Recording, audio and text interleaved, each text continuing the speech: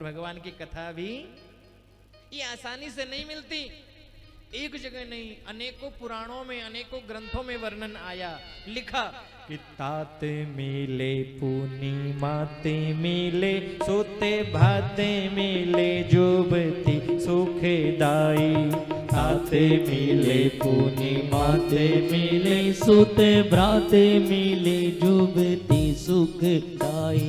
राजे मिले ओरे गाजे मिले सब साजे मिले मन वंचित पाई। राजे मिले गजे बाजे मिले सब साजे मिले मन वांछित पाई। सुंदर और मिले सब ही पर सुंदर और मिले सब ही पर संत समागम दुर्लभ भाई।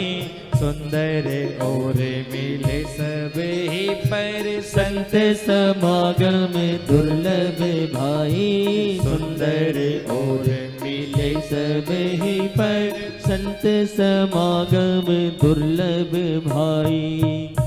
सब मिले, लेकिन महाराज संतों का दर्शन और भगवान की कथा दोनों दुर्लभ है।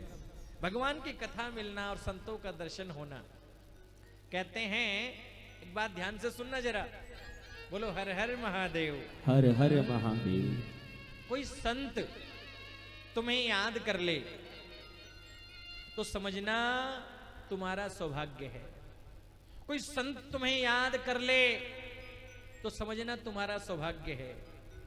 कोई संत, कोई महात्मा, कोई गुरु तुम्हारे गांव में आ जाए, तुम्हारे गांव में आ जाए तो समझना तुम्हारा सौभाग्य है। कोई संत, कोई महात्मा तुम्हारे घर में आ जाए तो समझना तुम्हारा परम सौभाग्य है। और फिर भी हम ना सुधरें तो समझ लो हमारा दुर्भाग्य है। कहते हैं उस घर की रसोई पवित्र नहीं होती जिस घर में संत ब्राह्मण नहीं आते हैं। ऐसी कृपा करते रहो कि संत ब्राह्मण तुम्हारे घर में आते रहें, तुम्हारे घर से गाय के लिए रोटी निकलती रहे।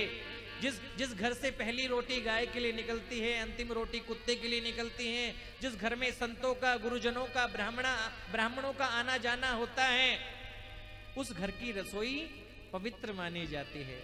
कहते जिस घर में संतों का, ब्राह्मणों का, गुरुजनों का आना जाना नहीं होता, जिस घर में गाय के लिए पहली रोटी नहीं निकाली जाती, अंतिम रोटी कुत्ते के लिए नहीं निकाली जाती, कहते हैं उस घर में बना हुआ दाल भात भी मांसाहार के समान बताया गया है। उस शाकाहार होते हुए भी मांसाहार के बराबर माना गया है।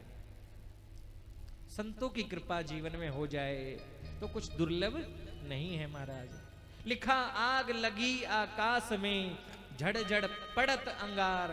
संत ना होते जगत में तो जल मरता संसार। तो संतों की कृपा महाराज, बड़े भाग्य से संतों का दर्शन हमें मिलता है, भगवान की कथा मिलती है। भागवत में लिखा है एक जन्म में नहीं, 2 जन्म के पुण्य से कथा नहीं मिलती।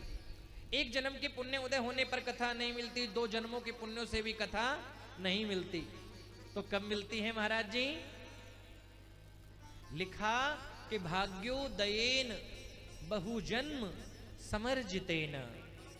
1-2 जन्म नहीं, बहुत जन्मों का जब जीव का पुण्य उदय होता है तो भगवान की कथा हमें मिलती है महाराज।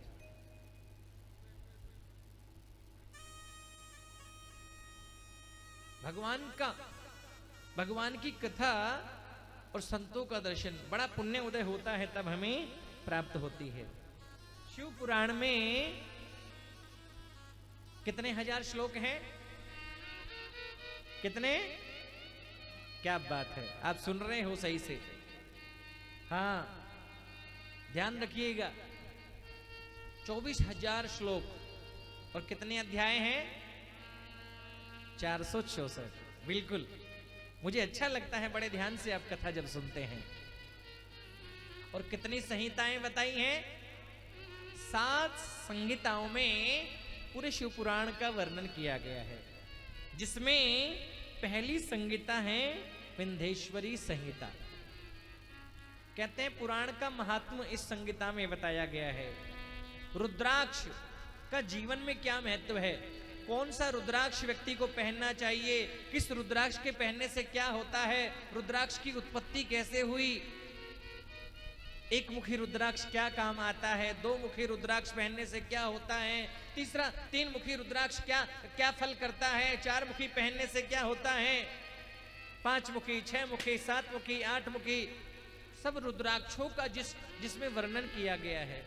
विल्व पत्र की महिमा, विल्व पत्र चढ़ाने से क्या फल हमें मिलता है, भगवान को भस्म चढ़ाने से क्या फल मिलता है, चंदन चढ़ाने से क्या होता है, किस प्रकार से भोलेनाथ की पूजा की जाए, इन सब बातों का वर्णन जिसमें किया जाए। शिवलिंग का प्रादुर्भाव कैसे हुआ, शिवलिंग की पूजा सबसे पहले किसने की, शिवलिंग की पूजा, भगवान शिव परिवार की पूजा कैसे करनी चाहिए, बिल्व पत्र कैसे चढ़ाना चाहिए, रुद्राक्ष का क्या महत्व है, भस्म भगवान को क्यों चढ़ाई जाती हैं,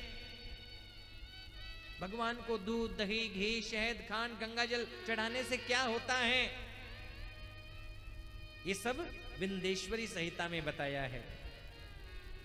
पहली संहिता है विंध्येश्वरी संहिता और दूसरी संहिता है रुद्र संहिता।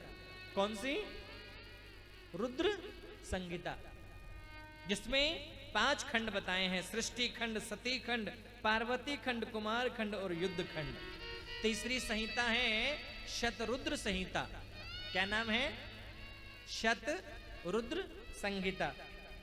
चौथी है कोटि रुद्र संहिता, पांचवी है उमा संहिता और सातवीं है कैलाश संहिता और सातवीं है वायवीय संहिता। 7 संहिताओं में पूरे शिव पुराण का वर्णन किया गया है। कहते हैं शिव पुराण को सबसे पहले किसने सुनाया, आप बता सकते हो कोई, शिव पुराण को सबसे पहले किसने सुनाया, किसने, हाँ, हमें पता होना चाहिए है क्या शिव पुराण। एक एक चीज ध्यान रखना, और मैं तो कहता हूं कॉपी किताब लेकर के आया करो, नोट केवल यहां सुन करके चले गए, यहां से सुना और घर जाके सब भूल गए। अब मनीष भाई तो लिखते भी हैं बीच बीच में, हाँ महाराज जी क्या बोल रहे हैं, कितने अध्याय हैं शिव पुराण में, कितने अध्याय हैं, 464 अध्याय हैं। कितने श्लोक हैं, 24,000 श्लोक हैं। 7 संहिताएं हैं। भगवान शिव ने सबसे पहले शिव पुराण को सुनाया है, किसे, नंदी को। जो इनका नंदी है ना, नंदी को भगवान शिव ने इस पुराण का वर्णन सुनाया है सबसे पहले। नंदी ने सनत कुमारों को शिव पुराण की कथा सुनाई और सनत कुमारों ने श्री वेद व्यास जी को इस कथा को सुनाया है। वेद व्यास जी ने सूत जी को इस कथा को सुनाया और सूत जी ने सोनकादि ऋषियों को कथा सुनाई है और सोनकादि ऋषियों से ये कथा जनमानस तक पहुंची है और आज आप और हम इस कथा का श्रवण कर रहे हैं।